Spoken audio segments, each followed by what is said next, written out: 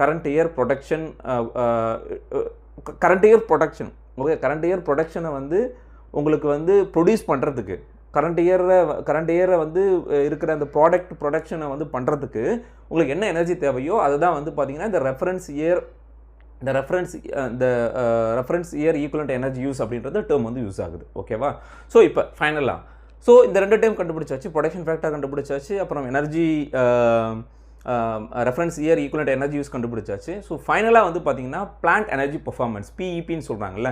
இந்த plant energy performance அப்படின்னா உங்களுக்கு நான் சொன்னால இந்த energy equivalent reference year equivalent energy use minus current year energy use divided by reference year equivalent energy use into 100%.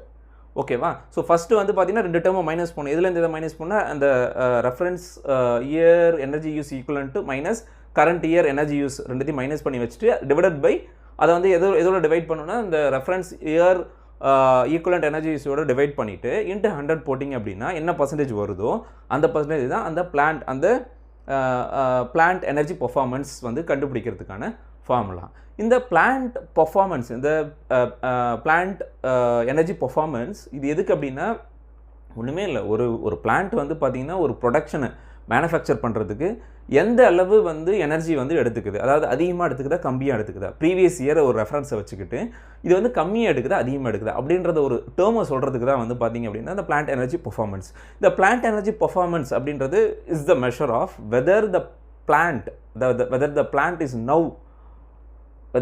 is now use more energy or less energy to manufacture the production, to manufacture the product, okay, to manufacture the product if product then it is did in the past. So நான் சொன்னது பாஸ்ட்டில் reference ஒரு இயரில் நம்ம ஒரு reference எடுத்திருப்போம், அந்த இயரில் இருக்கிற ப்ரொடக்ஷனை வந்து மேனுஃபேக்சர் எவ்வளோ எனர்ஜி எடுத்துக்குதோ அதை விட இதை கம்பேர் பண்ணும்போது எந்த அளவு இருக்குது, எனர்ஜி வந்து அதிகமாக இருக்குது கம்மியாக இருக்குது அப்படின்றத மெஷர் பண்ணுறதுக்கு தான் இந்த பிளான்ட் எனர்ஜி பர்ஃபார்மன்ஸ். இந்த பிளான்ட் எனர்ஜி பர்ஃபார்மன்ஸ்லேருந்து வந்து பார்த்தீங்கன்னா இஸ் த மெஷர் ஆஃப் என்ன சொல்ல இது மெஷர்னு சொல்ல முடியாது, it is the measure of plant energy progressing. So plant energy ப்ராக்ரஸிங்கை வந்து மெஷர் பண்ணுறது தான் இந்த டேர்ம். ஸோ பிளான்ட் எனர்ஜி ப்ராக்ரஸிங்கை வந்து மெஷர் பண்ணுறது தான் இந்த டேர்ம்.